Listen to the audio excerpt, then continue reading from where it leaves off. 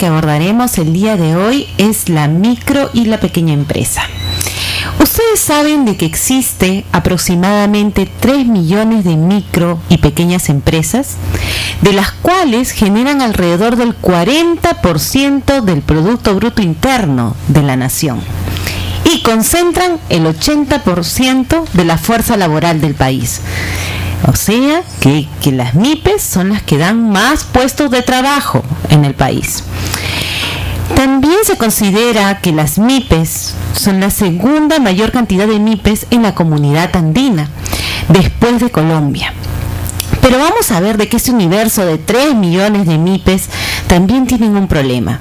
Solo el 5% de las MIPES son formales y el 95% informales. Quiere decir de que no van a tributar ni van a pagar los costos laborales que deberían de asumir o a los trabajadores ponerlos en planilla.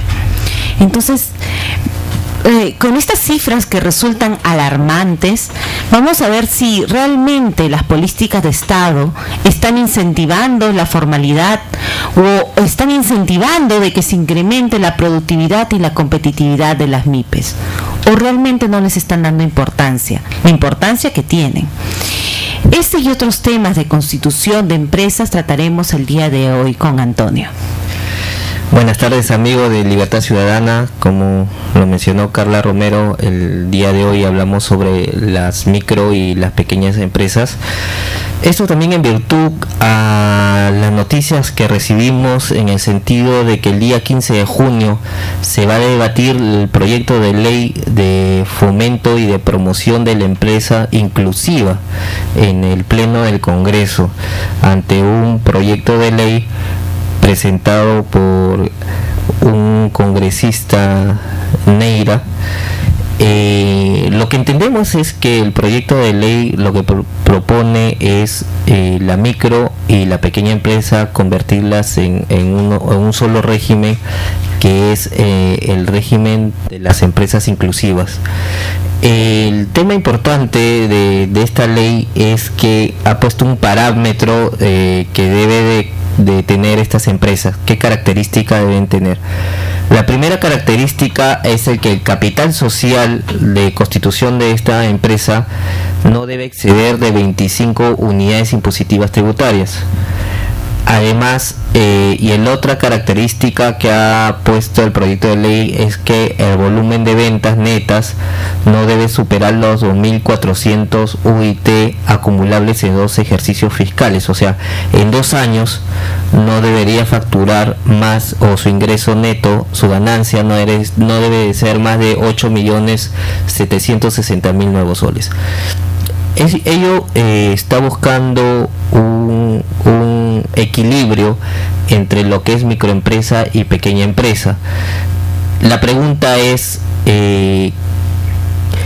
¿qué beneficios darían para este tipo de empresas? Ustedes, amigos oyentes, tienen la iniciativa, tienen un patrimonio, un pequeño dinero ahorrado y dirá en qué puedo invertir, qué hago. Muchas de las veces que nos consultan amigos, tienen las ganas, tienen todo el empeño de trabajar, de invertir su pequeño capital, pero muchas veces por falta de información, por falta de asesoramiento, le genera un temor de poner una pequeña empresa, un temor de emprender un negocio, porque la realidad de las cosas es que tenemos un contexto bastante burocrático, con muchas reglas, con mucho gasto. Ya hablábamos los anteriores programas, por ejemplo en el tema tributario, donde aproximadamente el 60% de impuestos se lo lleva el Estado. Pero también existen programas como el de las MIPES, como el proyecto que se está proponiendo para empresas inclusivas, que da una serie de beneficios. Por ejemplo, actualmente en las pequeñas empresas, los portes de salud es solamente hasta el 9% que debe dar en salud la empresa para los trabajadores. Después, las gratificaciones, si yo tengo más de 100 hasta 100 trabajadores, doy gratificación en julio y en diciembre por fiestas patrias y por fiestas navideñas hasta 2 medios sueldos. También, por ejemplo, hay un beneficio de que la compensación por tiempo de servicio solamente se paga en la pequeña empresa hasta el 4.17% del sueldo, y en la microempresa no existe. O sea, microempresas son aquellas empresas que tienen hasta 10 trabajadores.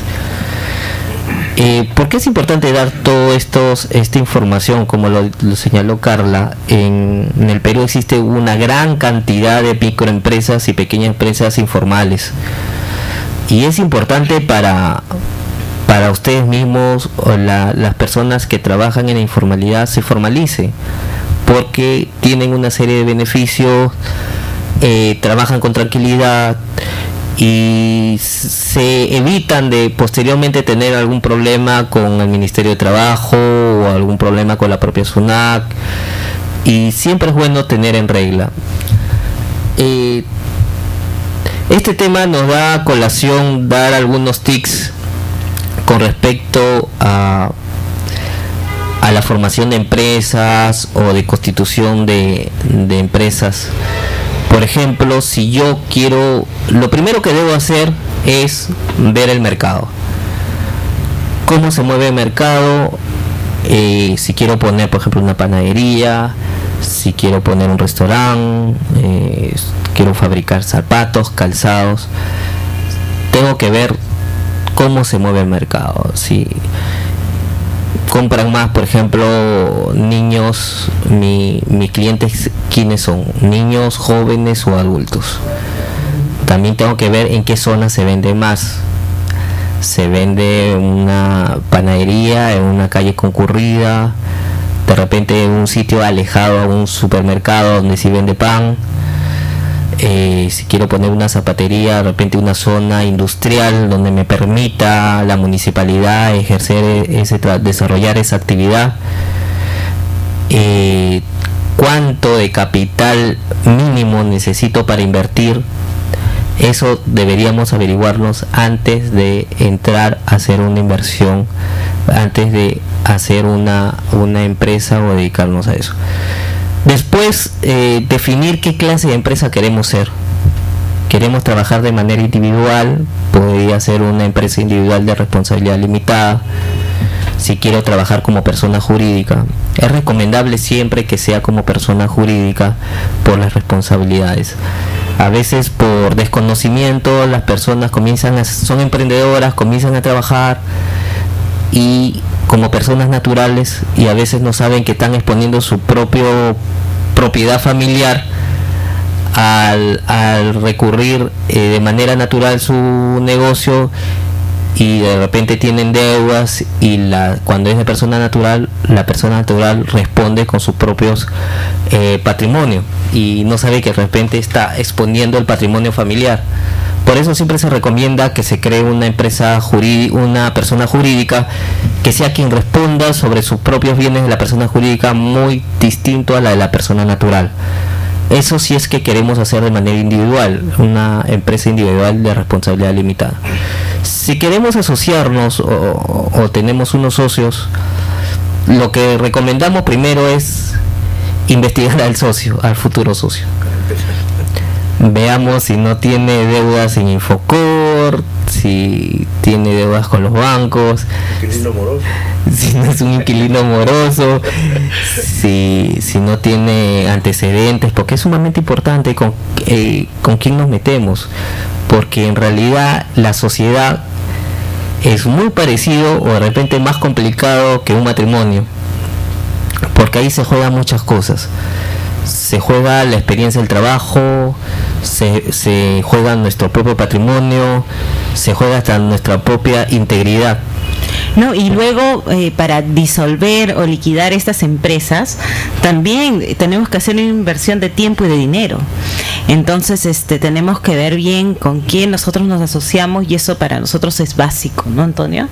Así es sumamente importante ver con quién nos asociamos, estudiar. Y si nosotros tenemos problemas, también antes de iniciar un emprendimiento, siempre sugerimos solucionen sus problemas, ya sean sus problemas económicos, problemas personales, todo tipo de hasta problemas de salud, porque es poco complicado que se inicie estos proyectos teniendo algún tipo de problema, porque siempre es bueno darle el 100% de lo que uno tiene a su emprendimiento, porque si no va a estar pensando en el problema familiar, el problema de salud o el problema económico que tiene.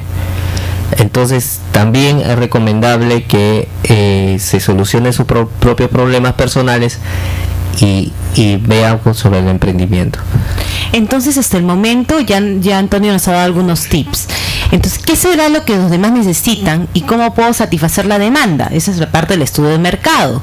¿Qué tengo para ofrecer? Y también, ¿qué valor agregado le puedo dar, señores? O sea, no es solamente vender limones, quizás es hacer la limonada, quizás la limonada con algún postre. Entonces, eso es lo que nosotros tenemos que ver. ¿Qué nos puede dar mayor rentabilidad, mayor dinero? ¿Quiénes van a comprar nuestros productos? Entonces, el perfil del cliente, ese cliente que también tengo que hacer llegar bajo las redes sociales, porque no solamente puedo aislarme y vender en mi puestito, sino también tengo que ver cómo puedo llegar a ellos, cómo puedo fidelizarlos, cómo puedo mantener relación con mi cliente. ¿Cómo voy a hacer llegar mis productos? ¿Cómo voy a distribuir también mis productos? ¿Y cómo voy a hacer llegar ese servicio? El marketing y la publicidad acá es básico. ¿Qué formas organizativas voy a adoptar? Todo esto y más vamos a poder ver en este programa.